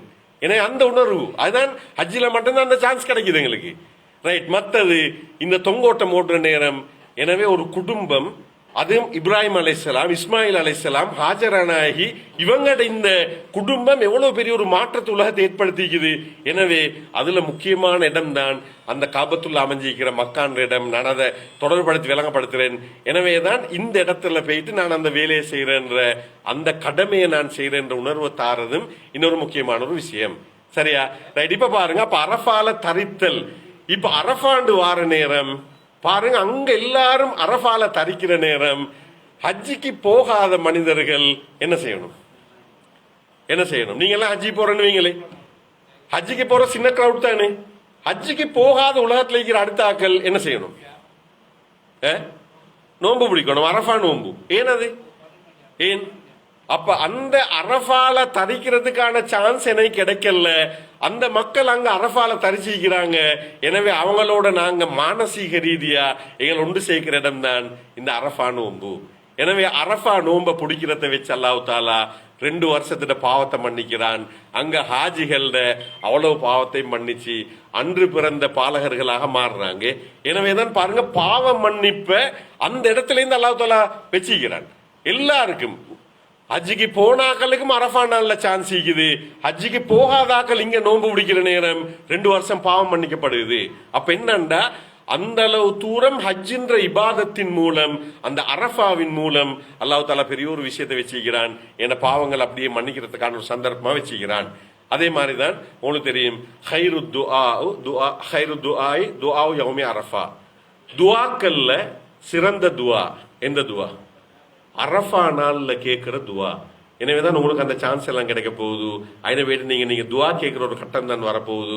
எனவே அரஃபா நாள்ல நீங்க உங்களுக்கு கிடைக்கிற அந்த சந்தர்ப்பத்தை பயன்படுத்தி உங்களுக்கு தேவையான எல்லாத்தையும் கேட்கறதுக்கான அந்த சந்தர்ப்பம் சிறந்த துவாண்டே ஹதீஸ்ல நாங்க பார்க்கலும். எனவேதான் இப்படியான ஒரு சந்தர்ப்பம் ஹஜ்ஜில் அல்லாஹ் தஆலா வச்சிருக்கிறான். எனவேதான் உம்ராக்கும் ஹஜ்ஜிக்கும் உள்ள வித்தியாசத்துல உம்ரா 2 விஷயத்தோடு நாங்க முடிச்சுக்குவோம். ஹஜ்ஜில இன்னும் சில விடயங்கள் வாரத்தால அதுல இந்த இடம், இந்த நான் சொன்ன இந்த விஷயங்கள், அந்த இடங்கள் எந்த நாளும் ஆக்களிக்கிறல்ல, ஹஜ்ஜிக்கு மட்டும்தான் போவாங்க. அரஃபா இந்த மாதிரி இடங்கள். ரைட். இதுல நான் இன்னைக்கு சொன்ன அந்த விஷயம் என்னண்டா, இப்ப அதுல இன்னொரு அடுத்த பாயிண்ட், அப்ப எங்கட தாய் தந்தையோட சந்திப்பு. அப்ப அந்த விஷயம் திரும்ப அதுல இன்னொரு கொஞ்சம் தொடர்படுத்தி நான் விளங்கப்படுத்துறேன். குடும்பம் என்ற வகையில ஏந்த குடும்பத்தை பத்தி நான் யோசிக்கிறதுக்கான நல்ல ஒரு சந்தர்ப்பத்தை அல்லாஹ் தஆலா தாரான். ஏன்னா நீங்க சும்மா யோசி பாருங்க, நீங்க அங்க போயிட்டு செய்யற அவ்வளவு செயல்லையும் யாரு செஞ்ச வேலையை செய்யறாங்க ஹஜ்ஜில? அந்த தொங்கோட்டம் ஓடினது ஹாஜரா நாயகி. சரியா? ஷைத்தானுக்கு கல்லடிக்க போறாங்க. யார் செஞ்சது? இப்ராஹிம் அலைஹிஸ்ஸலாம். அப்படித்தானே? இப்ராஹிம் அலைஹிஸ்ஸலாம். குர்பான் கொடுக்குற சப்ஜெக்ட் வந்துச்சுன்னு வைங்களே, அது உலகத்துல உலகையான்னு சொல்லி அடுத்த பகுதியில எல்லாம் செய்வாங்க. யார் செஞ்ச வேலை? இப்ராஹிம் அலைஹிஸ்ஸலாமும் அவருடைய மகன் இஸ்மாயில் அலைஹிஸ்ஸலாமும். இப்ப இதெல்லாம் சேர்த்து ஒரு குடும்பத்திட செயலை அல்லாஹ் தஆலா ஒரு இபாதத்தை மாத்திக்கிறானே. அப்ப என்னண்டா, அந்த குடும்பம் என்ன மாடல், எனக்கு அந்த குடும்பத்திட்ட எனக்கு என்ன படிப்பின, அந்த குடும்பம் அந்த பூமியில செஞ்ச மிகப்பெரிய தியாகம் என்ன, இத படிப்பினையா எடுக்கிற நான் இந்த குடும்பத்தை யோசிக்கிறதுக்கான ஒரு கட்டத்தை இந்த இபாதத் எனக்கு ஞாபகப்படுத்துது. ரைட். இப்ப பாருங்க, உதாரணமா சொல்லுவோமே, இப்ராஹிம் அலைஹிஸ்ஸலாம். இப்ராஹிம் அலைஹிஸ்ஸலாம் எவ்வளவு பெரிய ரவுண்ட் ஒன்று அடிச்சாரு தெரியுமா உலகத்துல? அங்கால பபிலோன், ஈராக் பகுதி, திரும்ப பலஸ்தீன், அதே மாதிரி ஈஜிப்ட், திரும்ப மக்கா. இப்ப 2 ஃபேமிலி, மக்கால ஒரு ஃபேமிலி, ஈஜிப்ட்ல ஒரு ஃபேமிலி. இப்படித்தானே 2 ஃபேமிலியும் 2 இடத்துல. இப்ப சும்மா யோசி பாருங்க, இந்த இடத்துல அல்லாஹ் தஆலா ஏற்பாடு என்ன தெரியுமா? உங்களுக்கு தெரியுமா, அந்த இந்த ஆதம் அலைஹிஸ்ஸலாத்தை ஹவ்வா அலைஹிஸ்ஸலாத்தை படைச்சு பூமிக்கு அனுப்பின போறோம், ஷைத்தான் எப்படி வழிகெடுப்பான்ற சப்ஜெக்ட் எல்லாம் விளங்கப்படுத்தி அனுப்பினதானே. ஆனாலும் ஆதம் அலைஹிஸ்ஸலாத்தோட குடும்பத்துல பிரச்சனை வந்துச்சா இல்லையா? ஆதம் அலைஹிஸ்ஸலாத்தோட புள்ளல பிரச்சனை வந்துச்சா இல்லையா? என்ன பிரச்சனை வந்துச்சு சொல்லுங்களேன். உங்களுக்கு தெரியும், நான் சொல்ல சென்ன போறோம் இதுதான் ஆண்டுவாங்க. என்ன பிரச்சனை வந்து 2 பேர் சண்டை வந்துச்சு. 2 மகன்மார் சண்டை பிடிச்ச. எதுக்காக சண்டை பிடிச்ச சொல்லுங்களேன்? எதுக்காக சண்டை பிடிச்ச? என்ன சண்டை? கல்யாண பிரச்சனை தானே, தெரிந்தானே. ஏன்னா அந்த நேரம் ஜோடு ஜோடு, அதாவது ட்வின்ஸ் தான் கிடைச்ச, ஆம்பளை பிள்ளையும் பொம்பளை பிள்ளையும், சரியா? எனவே மாறி மாறி திருமணம் நடந்ததுல அதுல 2 பேரு கேட்கல. அது ஒரு காரணம். இன்னும் காரணங்களும் மீக்குது, முக்கியமான காரணங்கள் அதுவும் உண்டு, கல்யாண பிரச்சனையும் உண்டு. எனவே 2 பேரையும் மாத்தி மாத்தி அந்த நேரம் ஹலாலாக்கி இருந்தேன். அப்பதானே மனித இனம் பரவும். இதுல வந்த சண்டை உண்டு முத்தித்தான் ஒரு சகோதரன் அடுத்த சகோதரனை கொலை செஞ்சான், இல்லைன்னா கொலை செஞ்ச. இப்ப செல்லுங்க, ஒரு குடும்பம், உம்மா வாப்பா புள்ளகள், இதுக்குள்ள சண்டை வந்து ஒரு நானா தம்பி சண்டை வந்து 2 பேரும் சண்டை பிடிச்சதுல என்ன நடந்த? கொலை செய்யற அளவுக்கு நடந்துச்சு. முதல் கொலை உலகத்துல நடந்த ஃபர்ஸ்ட் கொலை. இப்ப சிலங்களை குடும்பத்துல எப்படிக்கும் நிலைமை, அந்த அந்த கொலை செஞ்சால ஃபெமிலி எடுக்கிறதுக்கு மனோநிலை வருமா, பயம் கொண்டு வரும். இந்த இடத்துல தான் ஆதம் அலைஹிஸ்ஸலாத்துட குடும்பம் பிளவுபட்ட இடம். பாருங்க, ஷைத்தான்ட்ட இந்த தப்பணம் எப்படின்னு ட்ரைனிங் கொடுத்து அனுப்பினேன். ஆனா இங்க வந்த உடனே பிரச்சனை ஸ்டார்ட் ஆயிடுச்சா இல்லையா? எனவே இங்கே அல்லாஹ் தாலா பாருங்க, அப்பவும் அதுல இருந்தும் அல்லாஹ் தாலா சில கயிறுகளை வச்சான் என்றாலும் நிறைய படிப்பினர்கள், யார் ஒரு கொலை செய்யறாரோ உலகத்துல உள்ள எல்லாரையும் கொலை செஞ்ச பாவம் அப்படியே வரும். யார் ஒரு உயிரை வமன் அஹியாஹா கான்னமா அஹியன் நாஸ ஜமீஅன், யார் ஒரு உயிரை பாதுகாக்கிறாரோ அவர் உலகத்துல உள்ள எல்லாரையும் பாதுகாத்த கூலி. எனவேதான் ஒரு மனுஷன் உயிரை பாதுகாக்கிறதுக்கு ஹெல்ப் பண்றதுல இது உலகத்துல உள்ள எல்லாரையும் பாதுகாத்த நன்மை கிடைக்கும். இப்ப இன்னைக்கு இப்ப குடும்பம் பிளவுபட்டா, இப்ப கொலை செஞ்சாலும் அவருக்கு தேவையான ஆக்களும் ஃபெமிலியை விட்டு பிரிஞ்சு போனாங்க. ஃபெமிலியை விட்டு பிரிஞ்சு போனா இப்ப அவன் போயிட்டு ஒரு இடத்துல குடியேறணும் தானே. எங்க போயிட்டு குடியேறின, எப்படியான இடம் தேவை? நீங்க வீடு ஒண்ணு வாங்கணும், வீடு ஒண்ணு கட்டணும், எப்படி யோசிப்பாங்க? முதலாவது என்ன பாக்குறேன், அங்க என்னைக்கு தானே பாக்குறேன், தண்ணி இல்லாம போயிட்டு குடியேறது. எனவே தண்ணியே பார்ப்பங்க, தண்ணி உள்ள இடத்துல போயிட்டு அப்படி குடியேறும், மற்ற வசதி எல்லாம் பாப்பமாக்கு போறோம். இப்ப இந்த ஆதம் அலைஹிஸ்ஸலாத்துட புள்ளையில கொலை செஞ்சால் பார்த்தார், அவர் இப்ப குடும்பத்தொட்டு ஒதுக்கப்படுறார். அவர் அப்படியே அவருக்கு தேவையான கூட்டிட்டு போயிட்டு குடியேறணும், தண்ணி உள்ள இடத்துல போயிட்டு குடியேறணும். எனவேதான் ஆதம் அலைஹிஸ்ஸலாத்துல இருந்து பிரிஞ்ச அந்த புள்ளகள் குடியேறின இடம் நதிக்கரையோரங்கள்ல. இதுதான் நீங்க நாகரீகங்களை பத்தி படிச்சுப்பங்க. நதிக்கரையோரங்கள்ல நாகரீகங்கள் உருவாயின பாடம் வரலாறுல படிச்சுப்பங்க. எனவேதான் ஆக பழைய நாகரீகமா நாங்க பேசுறோம் மொசபத்தேமியா நாகரீகம். மொசபத்தேமியா நாகரீகம் ஆக பழைய நாகரீகம். இதைத்தான் நாங்க சொல்லுவோம் ஈராக் நாகரீகம். ஈராக் நாகரீகத்துக்கு பின்னால யூப்ரட்டிஸ் தைக்ரிஸ் நதி, இது 2 நதி, பெரிய நதியே. எனவேதான் அந்த நதிக்கரையோரத்தில் உருவாகின பழைய வரலாறு. எனவே அங்கேந்து ஆதம் அலைஹிஸ்ஸலாத்துட புள்ளல் பிரிஞ்சு போனாக்கள், அங்கேருந்து ஒரு புதிய வரலாறு உருவாக்கினாங்க. இத மாதிரி நடந்த சண்டைகள்ல பிரிஞ்சு போனாக்கள் நதிக்கரையோரங்கள்ல போயிட்டு குடியேறினாங்க, புதிய புதிய நாகரீகங்கள் உருவாயிச்சு. எனவேதான் சைனால போயிட்டு ஒரு குரூப் குடியேறிச்சு. இங்க நாங்க செல்லுவோம் என்ன, குவாங்கோ நதி, சைனாட நாகரீகம். எனவே குவாங்கோ நதி அங்க போயிட்டு குடியேறி அங்க ஒரு நாகரீகம் உருவாயிச்சு. திரும்ப இந்தியால வந்து குடியேறினாக்கள் சிந்து நதி நாகரீகம் என்று செல்லுவோம், இந்தியால சிந்து நதி. இதே மாதிரி நீங்க நைல் நதி நாகரீகம் என்று செல்லுவோம், எகிப்து நாகரீகம். இப்படி நீங்க அந்த நதிக்கரைகள்ல குடியேறின அந்த நாகரீகங்கள் ஆதம் அலைஹிஸ்ஸலாத்துட புள்ளகள் பிரிஞ்சு உலகம் முழுக்க பரவினாங்க. சரியா? இப்படிதான் நாகரீகங்கள் உருவாயின. இந்த நாகரீகங்களுக்கு பின்னால பாருங்க உலக அதிசயங்களும் இருக்குது. நீ பாருங்களே, நல்லா யோசிச்சு பாருங்க. மொசபத்தேமியால அப்ப பபிலோன், ஈராக், பபிலோன் தொங்கு தோட்டம், பழைய உலக 7 அதிசயங்கள்ல பபிலோன் தொங்கு தோட்டம் உண்டு. நைல் நதி நாகரீகம் எகிப்திட என்ன பிரமிட்ஸ், ஒரு உலக அதிசயம். அதே மாதிரி நீங்க சைனாக்கு போனங்கண்டா சைனாலே உலக அதிசயம் இருக்குது என்ன, சீன பெருஞ்சுவர். இந்தியாவுக்கு வந்தங்கன்னா இந்தியாவிலே உலக அதிசயம் இருக்குது என்ன, தாஜ்மஹால். அப்ப எனக்கு என்ன சொல்ல வரனா, பழைய நாகரீகங்களோட அல்லாஹ் தாலா அப்படியே வரலாறு எங்களுக்கு எப்படி படிச்சு தரான். இப்ப ஒவ்வொருத்தரும் ஒவ்வொரு தொங்கல்ல போயிட்டு புதிய நாகரீகங்கள் பல ஊர்கள்ல பல நாடுகள்ல வாழ தொடங்கினா அல்லாஹ் தாலா எங்களோட இறக்கம். அப்ப அல்லாஹ் தாலா என்ன செஞ்சா, நபிமார்கள் அனுப்பினான். எல்லா இடத்துக்கும் நபிமார்கள், அந்த மொழி பேசுற நபிமார்கள் அனுப்பினான். எல்லா ஏரியாவுக்கும் நபிமார்கள் போனாங்க. இங்க நாங்க செல்லும் அந்தந்த ஏரியாவுக்குள்ள நபிமார்கள் போயிட்டு வழிகாட்டினாங்க. இப்ப இப்படியே விட்டு வைக்கலுமா, விட்டு வைக்கலாது. எனவேதான் இந்த ஆதம் அலைஹிஸ்ஸலாத்துட முழு அந்த மனித பரவி போன மனிதர்களையும் உலகம் முழுக்க பரவி போன மனிதர்களையும் ஒரு இடத்துல சேர்க்கணும். அப்படித்தானே? ஏன்னா ஒரு மாபட புள்ளகள் ஒரு இடத்துல சந்திக்கிறதுக்கான ஒரு ஏற்பாடு ஒண்ணு செய்யணும். எனவே சும்மா செய்யலுமா இப்ப?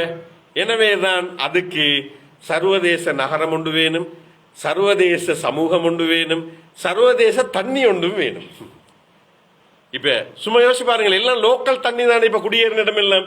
இப்ப இன்டர்நேஷனல் தண்ணி ஒன்று வேணும், இன்டர்நேஷனல் பூமி ஒன்று உருவாக்கணும், அதே மாதிரி இன்டர்நேஷனல் சமூகம் ஒன்று உருவாக்கணும். அப்பதான் இன்டர்நேஷனல் லெவல்ல ஒரு நபியை கொண்டு வந்து இன்டர்நேஷனல் சமூகமா மாத்தேலும். இப்ப எல்லா நபிமார்களுக்கும் லோக்கல் ஏரியால வேலை செய்யுங்கன்னு கொடுத்துட்டு அந்த இடத்துல அல்லாஹ் தாலா இப்ராஹிம் அலைஹிஸ்ஸலாத்துக்கு கொடுத்த சந்தர்ப்பம் என்ன தெரியுமா? அவருக்கும் அவருடைய ஃபேமிலிக்கும் கொடுத்த சந்தர்ப்பம், இன்டர்நேஷனல் நபியை கொண்டு வரதுக்கான உலகத்துல சூழலை உருவாக்கணும். எனவே சர்வதேச நபிக்கான ஒரு சூழலை உருவாக்குறதுக்கான ஒரு பொறுப்பைத்தான் யார்கிட்ட கொடுத்தான்? இப்ராஹிம் அலைஹிஸ்ஸலாத்திட்ட. எனவே இப்ராஹிம் அலைஹிஸ்ஸலாத்திட வரலாறுல நீங்க படிச்சு பாருங்க. இப்ராஹிம் அலைஹிஸ்ஸலாத்திட வரலாறுல இருந்துதான் ஹாஜரா நாயகி இஸ்மாயில் அலைஹிஸ்ஸலாத்திட வரலாறோடு அப்படியே தொடர்படுது இந்த ஹஜ் எல்லாம். காரணம் என்னண்டா, இப்ப சொல்லுங்களே, இப்ராஹிம் அலைஹிஸ்ஸலாம் கொண்டு வந்து விட்டாச்சு, உம்மாவையும் பிள்ளையும் கொண்டு வந்து விட்டாச்சு தானே. இப்ப சும்மா சொல்லுங்க, ஒரு மனுஷனுமே இல்ல, ஒரு தாவரம் இல்ல, தனி பாலைவனம், சரியா?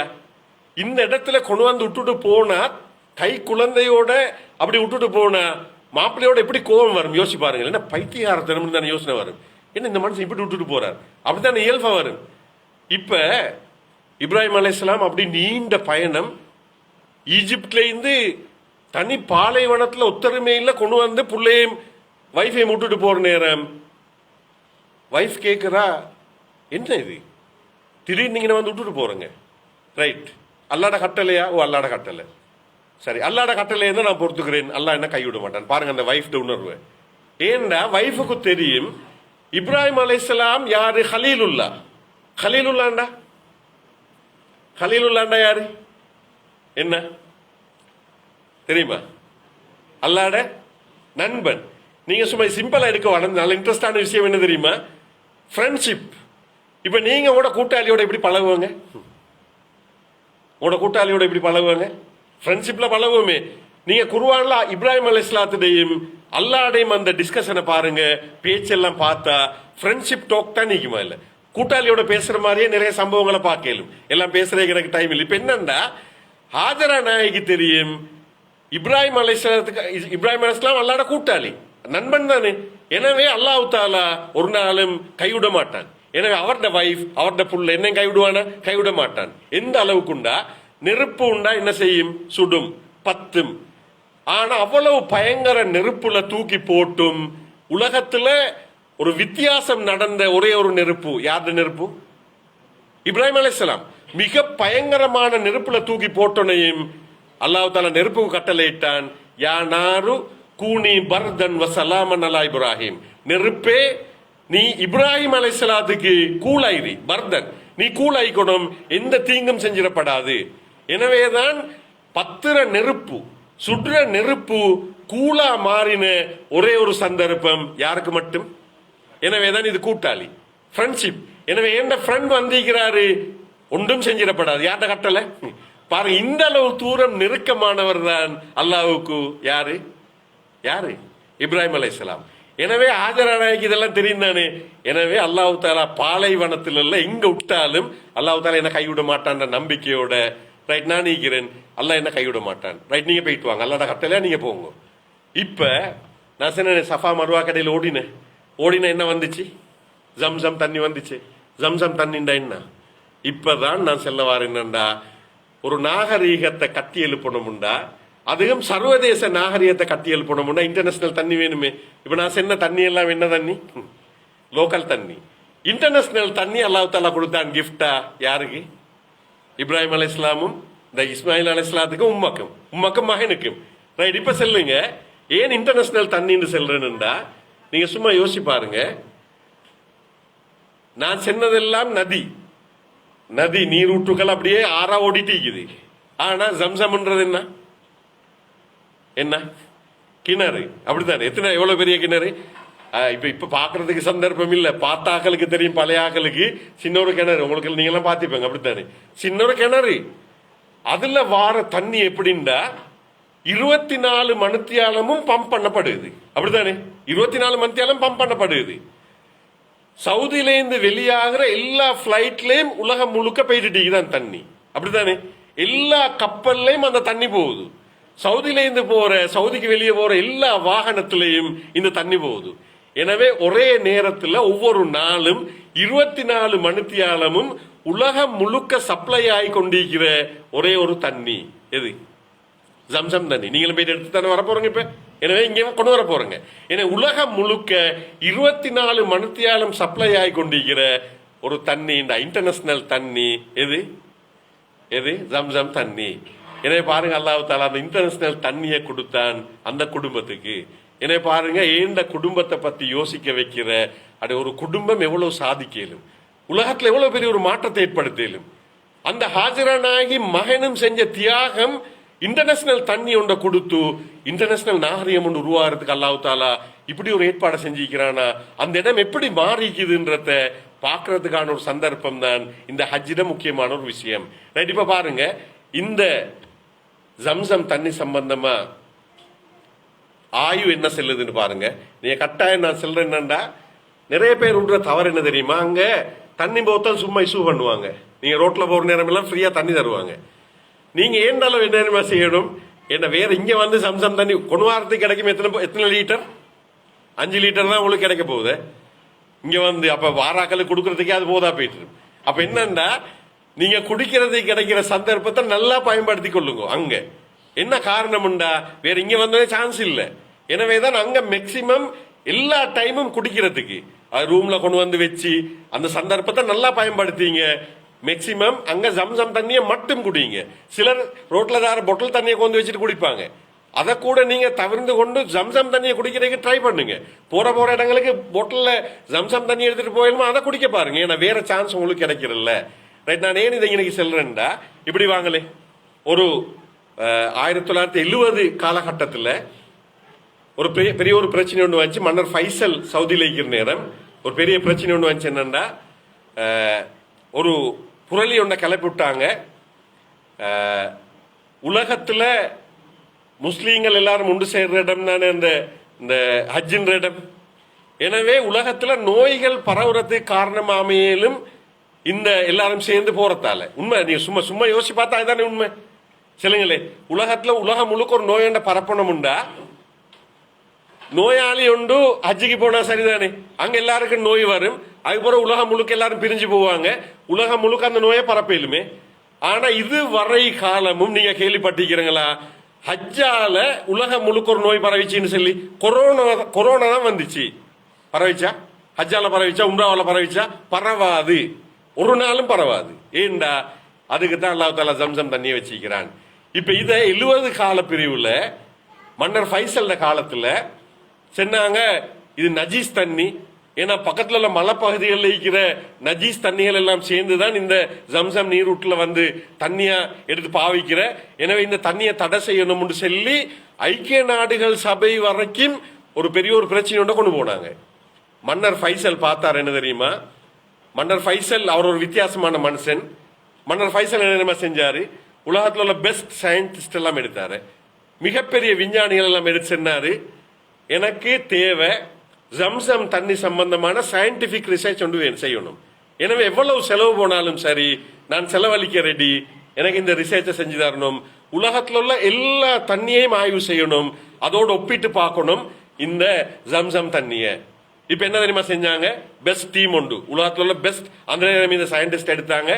உலகத்தில் உள்ள எல்லா நாடுகளுக்கும் போயிட்டு எல்லா நாட்டோட தண்ணியையும் ஆய்வு செய்யறதுக்கான சந்தர்ப்பம் கொடுக்கப்பட்டுச்சு. கடைசி முடிவு என்ன தெரியுமா, ஜம்சம் ரிப்போர்ட் என்ன தெரியுமா, பாருங்க அல்லாஹ் தஆலா எப்படி ஒரு நிலைமையை மாத்தினான்னு சொல்லி. ஜம்சம் ரிப்போர்ட், சயின்டிபிக் ரிப்போர்ட் என்ன தெரியுமா, பல முடிவுகள் வச்சு அதுல முக்கியமான 3 முடிவு மட்டும் சொல்றேன். உலகத்துல எங்கேயுமே இல்லாத தனித்துவமான தண்ணி. உலகத்துல எல்லா நாட்டிலையும் தேடி பார்த்தாங்க, எங்கேயுமே இல்லாத தனித்துவமான தண்ணி இந்த ஜம்சம் தண்ணி. எங்கேயுமே இல்லை, இங்க மட்டும்தான் இருக்குது. இது முதலாவது பாயிண்ட். 2வது பாயிண்ட் என்னன்னா, ஒரு மனுஷனுக்கு தேவையான சகல ஊட்டச்சத்துக்களும் மனுஷன் உடம்புக்கு தேவையான அளவுல இருக்கிற ஒரே ஒரு தண்ணி ஜம்சம் தண்ணி மட்டும். அப்படின்னா என்ன கருத்து, என்ன ஜம்சம் தண்ணியை குடிச்சிட்டு ஒரு மனுஷன் வாழையிலுமா இல்லதா? வாழையிலும். ஏண்டா அவன் உடம்புக்கு தேவையான மினரல்ஸ் எல்லாம் தேவையான அளவுல இருக்குது. எனவே உலகத்துல வேற எந்த தண்ணிலையும் அப்படி இல்ல, ஜம்சம் தண்ணில மட்டும்தான் நீக்குது. எனவே ஜம்சம் தண்ணியை குடிச்சிட்டு ஒரு ஆள் வாழையிலும். மூணாவது விஷயம் என்ன தெரியுமா? சுபஹானல்லாஹ். மூணாவது விஷயம் பாருங்க, இது இன்னொரு பாயிண்ட். உலகத்துல ஒரு கிருமி கூட இல்லாத ஒரே ஒரு தண்ணி எது? எது? ஜம்சம் தண்ணி. கிருமிய போட்டாலும் என்ன நடக்குது? கிருமிய போட்டாலும் கிருமி செத்து போகுது. சுபஹானல்லாஹ். இந்த அளவுக்குண்டா கிருமி இல்லாத ஒரு தண்ணி இந்த ஜம்சம் தண்ணி. இப்ப சொல்லுங்க, நாங்க மருந்து குடிக்கிறோம் தானே நோய் வந்தா கிருமியை கொல்றதுக்கு. எனவே ஜம்சம் தண்ணியை குடிச்சா என்ன நடக்கும்? உடம்புல உள்ள கிருமிகள் கொல்லப்படும். எனவே நோய் நிவாரணம். சுபஹானல்லாஹ். இப்ப சொல்லுங்க, ஹாஜரா நாய்க்கும் இஸ்மாயில் அலைஹிஸ்ஸலாத்துக்கும் இந்த தண்ணியால மட்டும் வாழையிலுமா இல்லதா? வாழையிலுமே. எனவேதான் 2 பேரும் மட்டும் தண்ணிய வாழ்ந்தாங்க.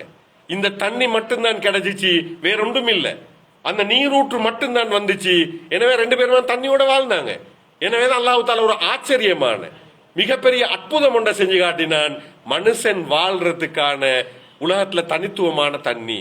பாருங்க, இந்த தண்ணியை வச்சு அல்லாஹ் தஆலா சர்வதேச தண்ணியை உருவாக்கியாச்சு, சர்வதேச நீரூற்று. எனவே சர்வதேச நாகரீகத்தின் அடிப்படை தண்ணி ஸ்டார்ட் பண்ணியாச்சு. இப்ப பாருங்க வரலாறு எப்படி மாறுதுன்னு சொல்லி. ஏன் அப்ப நீங்க ஹஜ்ஜிக்கு போற நீங்க, அங்க மக்காக்கு போற நீங்க, ஏன் நான் போறேன், ஏன் நீங்க எனக்கு போகணும்? போறதுட பின்னணி என்ன? அல்லாஹ் தஆலா எனக்கு தந்திக்கிற இந்த அருள். இவ்வளவு பெரிய உலகம், உலகத்துல மனுஷனே இல்லாத, மரமே இல்லாத ஒரு பாலைவனம் இப்ப எப்படி போயிட்டு பாருங்களே. உலகத்துல ஆக கூட மனிதர்கள் சேர்ற இடம் எங்க? இப்ப எங்க? எங்க? ஹஜ். ஏன்னா உலகத்துல வேற எங்கேயும் அவ்வளவு பெரிய கிரௌட் சேரல. அவ்வளவு பேரும் சேர்ந்து உலகம் முழுக்க பிரிஞ்சு போறாங்க. உலகத்துக்கு நோய் போகுதா? நோய் போகாது. ஏன்? எல்லாரும் அங்க வந்து எதை குடிக்கிறாங்க? ஜம்சம் தண்ணி. எனவே ஜம்சம் தண்ணியை குடிக்கிற நேரம் அவனோட உடம்புல எந்த நோய் இருந்தாலும் இல்லாம ஆகிட்டு போகுமே தவிர, திரும்ப ஊர்ல போயிட்டு நோயை தேடுவாங்களே தவிர, மக்காலேந்து ஒரு நாளும் நோய் போகாது. மக்காலேந்து உலகத்துக்கு நோய் பரவுறதுக்கு சான்ஸ் இல்ல. இப்படியான ஒரு நீரூற்றை உருவாக்கி அங்கேருந்து ஒரு புதிய நாகரீகத்தை அல்லாஹ் தஆலா கட்டி எழுப்புறான். அந்த நாகரீகத்திட அடிப்படையை பார்க்க போறதுதான் ஏன் இந்த இபாதத்திட மிக முக்கியமான இன்னொரு விஷயம். ரைட். இப்ப பாருங்க, உம்மாவும் மகனும் ஹாஜரா நாயகி இங்க இஸ்மாயில் அலைஹிஸ்ஸலாம் 2 பேரும் இந்த தண்ணியை வச்சு கொண்டு வாழ்க்கையை அப்படி கொண்டு போறாங்க. அரபிகள் நாடோடிகளா வாழ்ந்து கொண்டிருக்கிறாங்க. நாடோடிகளா பாலைவனத்துல எங்க தண்ணி கிடைக்குதோ அங்கெல்லாம் அவனோட வாழ்க்கையை கொண்டு போயிட்டு தண்ணி முடிஞ்சோன்னே அப்படி சுத்திட்டு போறேன். இப்ப இவங்க தண்ணி ஈக்குதா இல்லையான்னு கண்டுபிடிப்பாங்க. பறவைகளோட நடமாட்டம் ஈக்குதா அந்த ஏரியாவை தேடி போவாங்க. ஒரு இடத்துல வந்து பார்த்தா பூச்சி புழுக்கள நடமாட்டம் தான் அந்த நிலத்துக்குள்ள தண்ணி ஈக்குது. இப்படி அவங்க நாடோடிகளா போயிட்டு நேரம் சில இடங்கள்ல பறவைகளோட நடமாட்டத்தை பாக்குறாங்க. அப்படி தேடி வந்தா அந்த இடத்துல ஹாஜரா நாயகியும் யார் ஈக்குது? இஸ்மாயில் அலைஹிஸ்ஸலாம். எனவே நீரூற்றொண்டு உருவாகிக்குது, நல்ல தண்ணிக்குது. இப்ப நாடோடிகளான அரபிகளுக்கு எல்லாருக்கும் கேள்விப்பட்டோன்னே அப்படி வந்து குடியேற தொடங்குறாங்க. குடியேற தொடங்கினா இப்ப நிபந்தனை என்ன தெரியுமா? தாராளமா நீங்க தண்ணியை பாவிக்கலும், தண்ணியை யூஸ் பண்ணலும். ஆனா அடிப்படையான எல்லாத்தையும் செஞ்சு கொடுக்கணும் இவங்களுக்கு. யாருக்கு? உம்மக்கும் மகனுக்கும். எனவே உணவு, உடை, வீடு இதோட சம்பந்தப்பட்ட எல்லாம் இந்த தண்ணியை பாவிக்கிறண்டா வாராக்கள் அவங்களுக்கு செஞ்சு கொடுக்கணும். இப்ப சொல்லுங்க, இந்த தண்ணியால வசதியான ஒரு குடும்பமா மாறுது. யார்ட குடும்பம்? யார்ட குடும்பம்? இப்ராஹிம் அலைஹிஸ்ஸலாத்தோட குடும்பம். இப்ப இப்ராஹிம் அலைஹிஸ்ஸலாம் விட்டுட்டு போயிட்டாரு. அவருக்கு நம்பிக்கை இருக்குது அல்லாஹ் தஆலா பாதுகாப்பான். எனவேதான் இப்ப அப்படி பல வருஷங்கள் போகுது. பொடியனும் ஒரு வாலிபனா மாறுற இந்த டைம் திரும்ப அல்லாஹ் தஆலா சொல்றான், ரைட், இப்ப நீங்க மக்கா போயிட்டு வாங்க. சரியா? மக்கா போயிட்டு வாங்க. இப்ப இப்ராஹிம் அலைஹிஸ்ஸலாம் வாராரு திரும்ப. மிச்சங்காலம் வருஷ கணக்கு பிறகு வாராரு. இப்ப பொடியனும் பெரிய பொடியன் வார நேரம் இவருக்கு அடையாளம் கண்டுக்கலா போகுது. இல்ல விட்டுட்டு போன 2 பேரையும் பாலைவனத்துல வார நேரம் எப்படி இருக்குது? கொஞ்சம் கொஞ்சமா ஜம்சம் தண்ணியை சுத்தி வீடுகள் வந்து வந்து வந்து வந்து ஒரு கிராமம் உருவாகிது. பெரிய கிராமம், பெரிய கிராமம் ஒன்று உருவாகி நிறைய ஒரு குடியேற்றம் உண்டா மாறி இருக்குது. இப்ப நான் விட்டுட்டு போன இடத்துல யாரையும் அடையாளம் காண இல்லாம இருக்குது. கஷ்டப்பட்டு தான் கண்டுபிடிச்சி போயிட்டு வைஃபை போயிட்டு தேடி வைஃப்ட கேட்டா, வைஃப்ட செல்ற முதலாவது மெசேஜ் என்ன தெரியுமா? வைஃப்ட செல்ற முதலாவது மெசேஜ் என்ன? இப்ப பிள்ளைய விட்டுட்டு ஃபேமிலியை விட்டுட்டு போனேன், இப்ப அடுத்த ட்ரிப் வந்திருக்கிறாரு. இப்ப எதுக்காக போயிட்டிருக்கிறேன்? அல்லாட கட்டளை என்ன? மகனை குர்பான் கொடுக்க சொன்ன. இப்ப யோசி பாருங்க, வெளிநாட்டில் இருக்கிறாரு, எகிப்துல வாப்பா விட்டுட்டு போனவர் வரல. இப்ப உமாவும் இங்க இருந்து புள்ளை ஒரு மாதிரி வளர்த்து பெரிய பொடியனா மாத்திக்கிற. இப்ப வாப்பா வந்து செல்ற ஃபர்ஸ்ட் மெசேஜ் வைஃப்ட செல்ற அல்லாட கட்டளை மகனை குர்பான் கொடுக்க சொல்லி. இப்ப சாதாரண நிலையில யோசி பாருங்க, அப்படி ஒரு கதையுண்ட ஹஸ்பண்ட் வந்து சொன்னா என்ன சொல்லுவாங்க? பைத்தியமா, இந்த விட்டு போங்க நீங்க வெளியே, ஏசி விரட்டுவாங்க. இதான இயல்பா நடக்கும். அடுத்தது இன்னொன்னு நடந்திக்கும். என்னண்டா, ரைட், மகன்கிட்ட போயிட்டு பேசினா இத. இப்ப சொல்லுங்களேன், உம்மா மகனுக்கு வெறுப்ப கொடுத்து புள்ளைய வளர்த்திருந்தா, உதாரணமா பாருங்க, வாப்ப செஞ்ச வேலை இந்த பாலைவனத்துல என்ன ஒன்னை தனி விட்டுட்டு போனாரு. அந்த மனுஷன் எகிப்துல போயிட்டு ஜொலியா வாழ்ந்துட்டு இருக்கிறாரு. பாரு இவர் செஞ்ச அநியாயம் சொல்லி ஒவ்வொரு நாளும் புள்ளைக்கு வெறுப்ப ஊட்டி வளர்த்திருந்தா. இப்ப செல்லுங்க, வாப்பா வரும் வரைக்கும் யாரு கத்திய வச்சு தீப்பாரு கொள்றதுக்கு? சொல்லுங்களேன், யார் அர்த்திப்பாரு? இயல்பா நடந்திக்கும். யார் அர்த்திப்பார்? மகன் வாப்பா அர்த்திப்பார், அப்படித்தானே? ஆனா நிலம் எப்படின்னு பாருங்க. வருஷ கணக்குக்கு போற வாராரு, வைஃப்ட செல்றார், அல்லா மகனை குர்பான் கொடுக்க செல்ற. ரைட், அல்லாட கட்டளையா? இவ்வளவு எல்லாம் பாலைவனத்துல அல்லா பாதுகாத்தான், இவ்வளவு எல்லாம் மாற்றத்தை ஏற்படுத்தினான். எனவே அல்லாஹ் தஆலாட கட்டளையா நீங்க செய்யுங்க. ரைட், மகனோட பேசிங்க. இப்ப மகனோட பேசணும். வாப்ப வீடு மகன்கிட்ட தெளிவா பேசுறாரு, மகனே அல்லாஹ் தஆலாட கட்டளை குர்பான் கொடுக்க சொல்லி. உன்ன கருத்து என்ன? மாதா தரா, நீ என்ன, உன்ன கருத்து என்ன? மகன் சென்ன பதிலீக்குதே, சுபஹானல்லாஹ். வாப்பா, யா அபதிஃபல் மா துமர், உங்களுக்கு ஏவப்பட்டதை செய்யுங்க வாப்பா. நீங்க யா அபதிஃபல் மா துமர் சத்தஜிதுனி இன்ஷா அல்லாஹு மினஸ் சாபிரீன். நீங்க என்ன காணுவங்க? பொறுமையாளர்கள் ஒருவனை என்ன காணுவங்க? உங்களுக்கு ஏவப்பட்டதை நீங்க செய்யுங்க. என்ன அறியுங்க, பிரச்சனை இல்லை, நான் பொறுத்துக்கிறேன். இது யாரு கொடுத்த ட்ரைனிங்? யாரு கொடுத்த ட்ரைனிங்? உம்மா. வாப்பா இல்லாத நேரம் கூட மகனை எப்படி அல்லாஹ்க்கு கட்டுப்பட்ட ஒரு புள்ளையா, எப்படி வாப்பாட விஷயத்துல எப்படி நடந்து கொண்ட ஒரு புள்ளையா, அழகான ஒரு ஃபெமிலி லைஃப் நடத்தி காட்டின பெஸ்ட் உதாரணம் தான் இந்த இது. இப்ப பாருங்க, இந்த இடத்துல தான் இப்ப வாப்பா என்ன செய்யறார்? மகனை கூட்டிட்டு போறார் குர்பான் கொடுக்க போற நேரம் இப்ப கல்லடிச்ச சம்பவம் வருது. இதை நீங்க அங்க போயிட்டு செய்ய போறீங்க தானே? இங்கதான் நான் அல்லாட கட்டளை ஒன்றை செய்ய போற நேரம் எனக்கு குறுக்கால யாரு வந்து நிப்பான்? நான் அல்லாட கட்டளை ஒன்றை செய்ய போற நேரம் எனக்கு அதை செய்ய விடாம தடுப்பான் யாரு? ஷைத்தான்.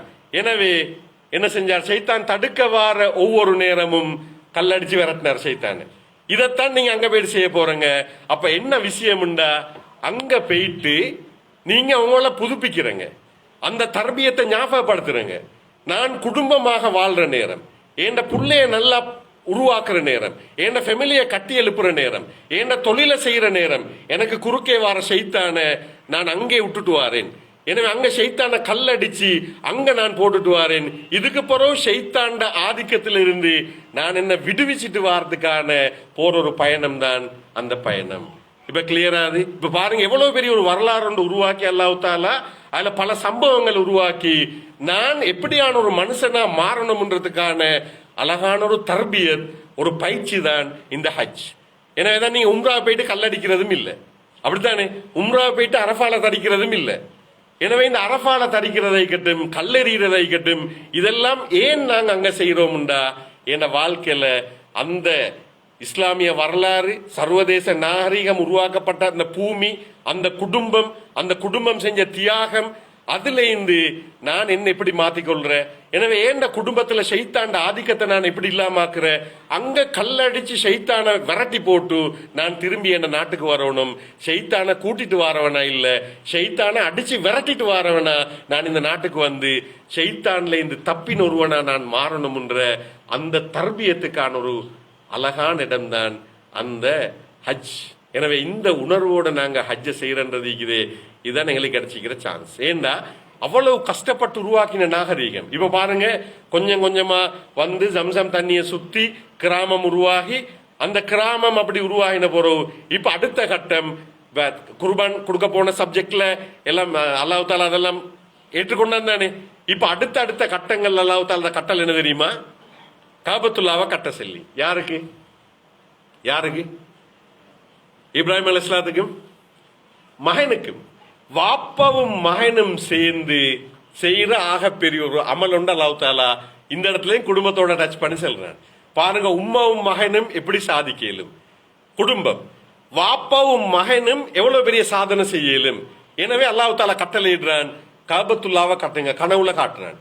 இப்ப வாப்பாவும் மகனும் சேர்ந்து காபத்துல்லாவை கட்டுறாங்க, கனவுல கண்டிடம். ஏண்டா காபத்துல்லா எப்ப கட்டது அதிசல்ல பாக்கலும் மனுஷன் படைக்கப்பட முந்தியே மலக்கையில வச்சு கட்டின வரலாறு எல்லாம் மீக்குது. ரைட். இப்ப இப்ராஹிம் அலைஹிஸ்ஸலாம் அந்த காபத்துல்லாவை அப்படியே அவன் கனவுல கண்ட மாதிரி அப்படியே கட்டுறாங்க. நான் சரி இந்த காலச்சு பதிஞ்சிக்கிறேன். அப்ப அந்த ஏறி பார்த்தாங்கன்னு சொன்னோமே. ரைட். இப்ப இந்த காபத்துல்லாவை கட்டி இப்ப அல்லாஹ் தாலா சொன்னான், நீங்க இப்ப ஹஜ்ஜுக்காக மக்கள் அலைங்க, ஹஜ்ஜுக்காக மக்கள் அலைங்க, உலகம் முழுக்க இருந்து வருவாங்க. எப்படி மக்கள் எல்லாருக்கும் செய்தி போகுமா? எப்படி வருவாங்க? இப்ப செல்லுங்களே, உங்களுக்கு அழைப்பு கிடைச்சிச்சா இல்லையா? நான் கிடைச்சு தானே போறேங்க. ஏன்னா இப்ப சிம்பிள் ஆயிட்டு ஹஜ்ஜின்ற விஷயம் பேசப்படுறேன்னா அது அழைப்பு தான். நீங்க ஹஜ்ஜுக்கு ரெடி ஆகிக்கிறீங்க, இப்ராஹிம் அலைஹிஸ்ஸலாம் அழைப்பு உங்களுக்கு கிடைச்சிக்குது. எனவேதான் வஅத்தின் ஃபின்னாஸில் ஹஜ், மக்கள் ஹஜ்ஜுக்காக நீங்க அலைங்க. அவங்க உலகம் முழுக்க இருந்து, உலகத்துல மூல முடுக்குல இருந்து எல்லாம் ஹஜ்ஜிக்கு வருவாங்கன்னு சொல்லி அல்லாஹ் தஆலா வாக்களிச்சான். இவ பாருங்க, எல்லா மூல முடுக்குல இருந்து ஹஜ்ஜி போறா இல்லையா? இப்ப என்ன நடந்தா, வாப்பாவும் மகனும் கட்டின அந்த காபத்துல்லா, அதுல ஹஜ்ஜிக்காக மக்கள் உலகம் முழுக்க இருந்து வர தொடங்கினாங்க. இப்ப என்ன நடந்தா, உலகத்துல உள்ள எல்லாரும் வந்து சேர்ற ஒரு சர்வதேச நகரமா, ஏற்கனவே ஜம்சம் கிணற சுத்தி ரெண்டே பேர் தான் இந்த உம்மாவும் மகனும், அதுக்கு பிறகு சின்ன ஒரு கிராமமா மாறி அது ஒரு பெரிய கிராமமா மாறி இப்ப எதா மாறிட்டு சர்வதேச நகரமா மாறிச்சு. எனவேதான் உலகம் முழுக்க இருந்து மனிதர்கள் ஒன்று சேர்ற இடமா அந்த இடம் மாறிச்சு. இப்ப என்னண்டா, ஹஜ் சீசன், மௌசிமுல் ஹஜ்ஜின்றது அரபு நாட்டுல அந்த ஹஜ்ஜுக்கு மக்கள் வார நேரம் அவங்களோட நாட்டில் உள்ள சாமான் எல்லாம் கொண்டு வந்து அந்த மக்களுக்கு கொடுப்பாங்க. ஏன்னா அதனால சல்லிகள் இல்லையே. எனவேதான் பண்ட மாற்று.